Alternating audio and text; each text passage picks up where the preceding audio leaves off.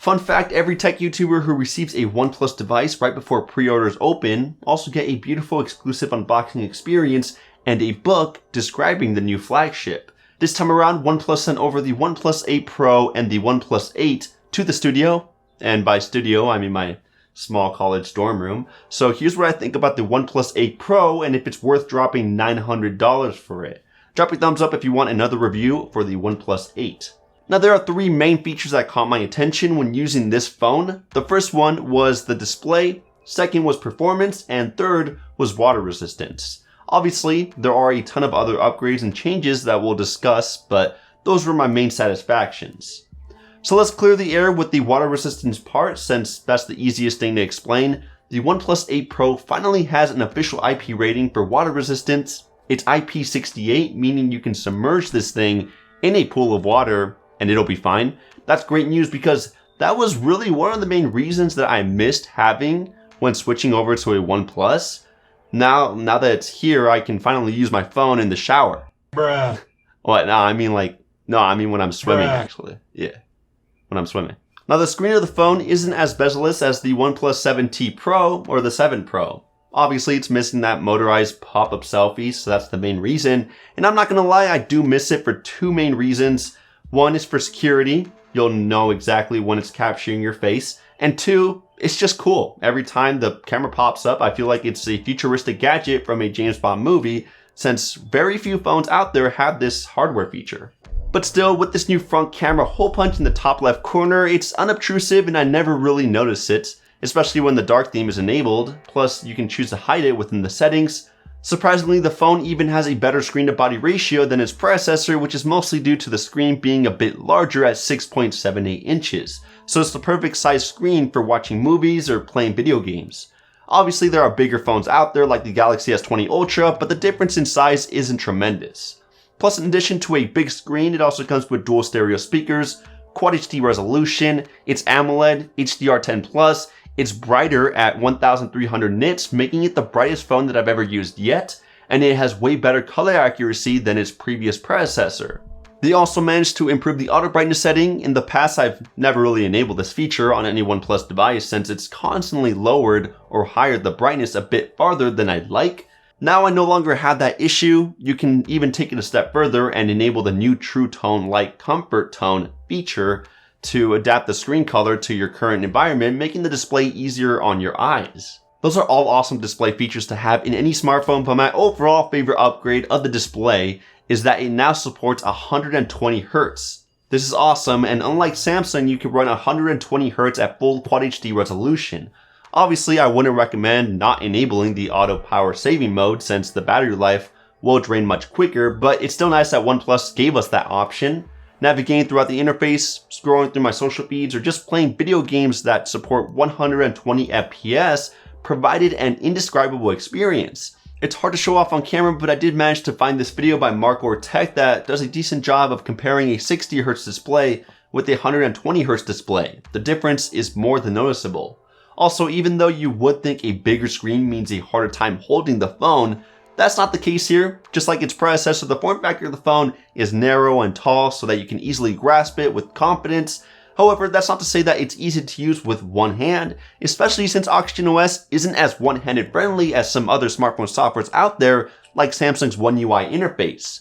On top of that, the phone is a bit slippery to hold due to the back being made out of glass, and you are bound to get some oily imprints in there, especially if you get the Interstellar Glow model for the OnePlus 8.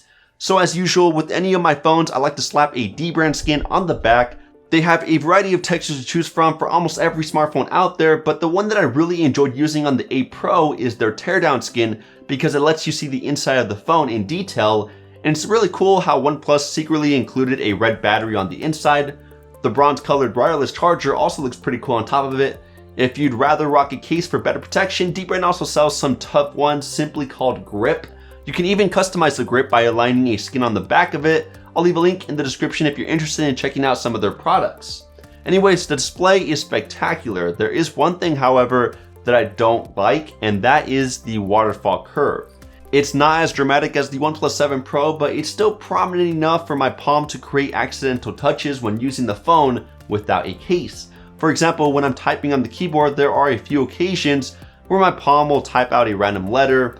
If the 8 Pro had less dramatic side curves, sort of like on the Galaxy S20 Ultra, it would be perfect. The performance was the third feature that caught my attention. It's not unusual for a OnePlus phone to be stupid fast, and this year was no exception. About a month ago, I reviewed the Galaxy S20 Ultra, and in that video I talked about how that flagship was the fastest phone I had ever used, period.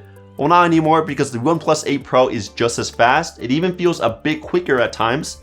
The difference won't be as noticeable unless you compare the two side by side, but it's not just the new Snapdragon 865 chipset or the large RAM capacity which now supports DDR5, it's also due to the simplistic stock-like OxygenOS software.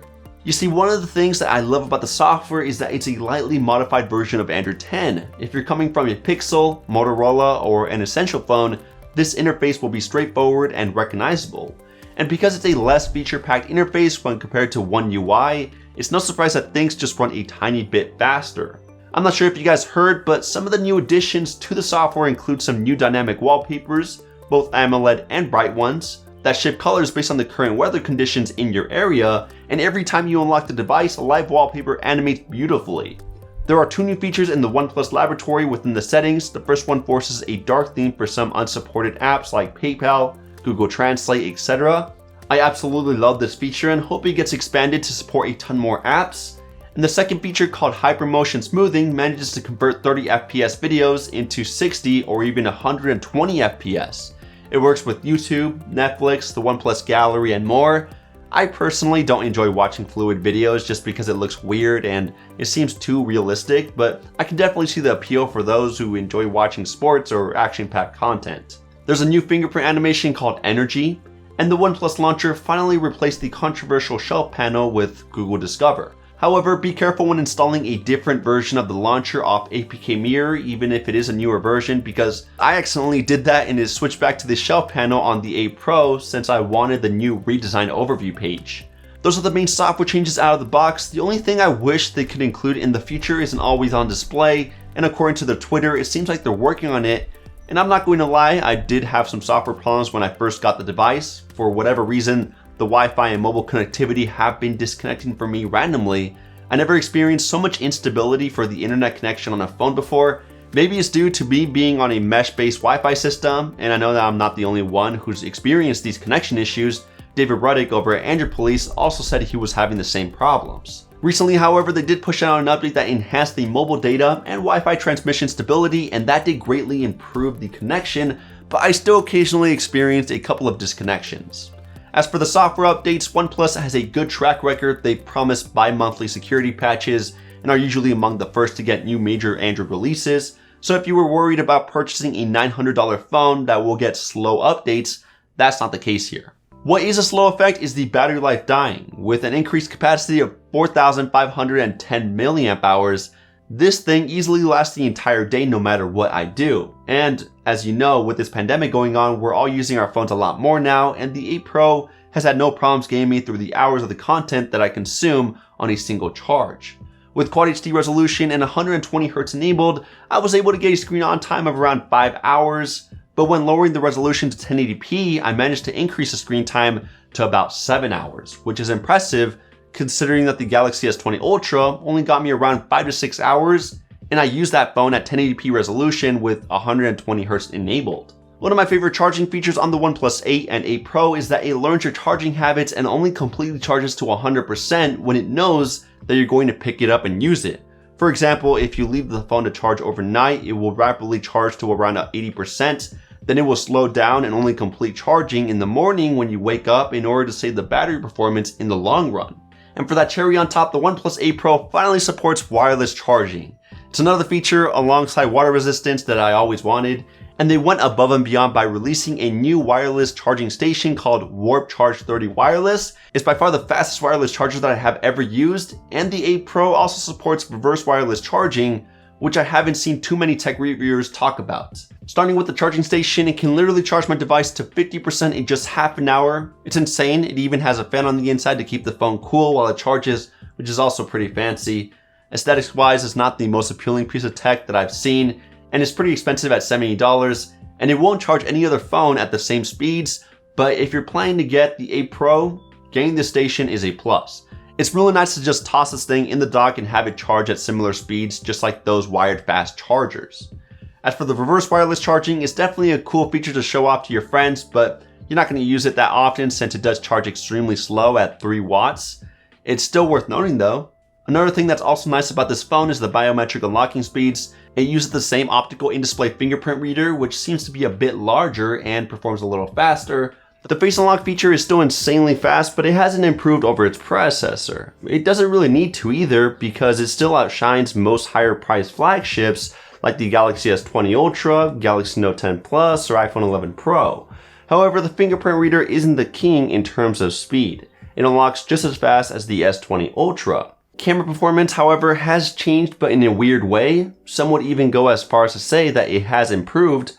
Here's the thing, with smartphone photography, the norm is usually to provide an accurate representation of what's in front of you. In other words, the camera will usually try to replicate the same type of colors, shadows, contrast, highlights, etc. But with the OnePlus 8 Pro, it seems like the pictures that are taken on the main sensor run through a filter and also get modified excessively to provide a dramatic or fantasy picture. The results usually include a stronger contrast, various color balances, excessive saturation. It's a lot. I'm sure there will be a division between people who love the pictures taken on this phone for being so unique and a good amount of people who don't for not being accurate enough. I'm leaning more towards the accurate side of the spectrum, but that's not to say that the pictures taken on this phone are bad at all. In terms of detail and low light performance, it provided solid results. Sometimes it can be inconsistent in providing good quality shots, but for the most part, I'm still satisfied. It doesn't come anywhere as close as Google's night sight mode or Samsung's night mode, but it's still okay. In terms of what type of physical camera modules you get with the 8 Pro, it's still the same combination: a 48 megapixel main lens with a larger aperture size, 8 megapixel telephoto with 3x optical zoom, hanging out on its own island, a 48 megapixel ultra wide which can still be used for macro shots, and a new color filter camera which I personally found to be useless. I mean, its main purpose is to provide a single photochrome filtered mode, and after looking at the results, it just makes the scenery look gold, black, and white. As for the front camera, it seems to be the same 16 megapixel module, but with a bigger aperture for better low light performance. It's an okay camera, nothing over the top like the Galaxy S20 Ultra's 40 megapixel front lens.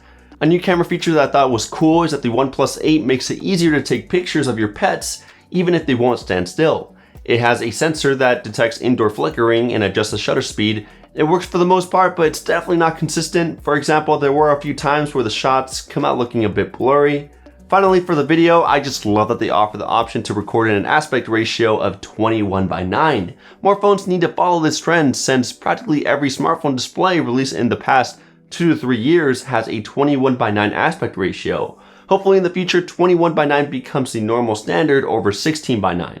As for the video quality, it's been great. Everything is well exposed. Videos are extremely smooth thanks to OIS. And the audio sounds great thanks to the 3 microphones working in harmony. It reduces background noise while still keeping your vocals loud and clear. So this is what the audio sounds like. Hopefully it sounds nice. Lastly, a few of my favorite features that I wanted to mention before I sign off are the alert slider. It's still a lifesaver when I want to silence my phone without pulling it out of my pocket. 5G connectivity and Wi-Fi 6 is nice to have, but I really hope they can stabilize those connections with mesh Wi-Fi networks. The new haptic vibration engine that is 11% more powerful is awesome for gaming. And that new glacial green color is beautiful, but I wish they would have also included an interstellar glow option as they did with the OnePlus 8, because I would have definitely copped that model over this one. In the end, do I recommend you go out and purchase this phone if you're looking to get an upgrade? Yes, there's a lot the OnePlus 8 Pro offers for a lower price than its competitors. Obviously, a starting price of $900 is still not cheap at all, but it's not an uncommon trend to price a flagship this high up, especially considering that it has the latest cutting edge technology, including 5G, the newest processor, water resistance, the latest Android version, 120Hz refresh rate, a ton of cameras, the list goes on. And the only phone that even comes close to competing with the OnePlus 8 Pro is the Galaxy S20 Ultra, since it has similar specs and hardware, but it is $500 extra, and that will definitely hurt your wallet. I think the only thing holding anyone back from purchasing the OnePlus 8 Pro would be that it doesn't have the best smartphone camera, you're not a fan of the curved display, or you're on a budget. Either way, that's my full detailed comparison of the OnePlus 8 Pro. If you guys enjoyed it, please make sure to drop a huge thumbs up. Don't forget to get subscribed with the notification bell turned on. Follow us on Twitter or Instagram to stay up to date with the content we push out. Don't forget to check out those dbrand skins as well, and I'll catch you guys in the next one. Kapow!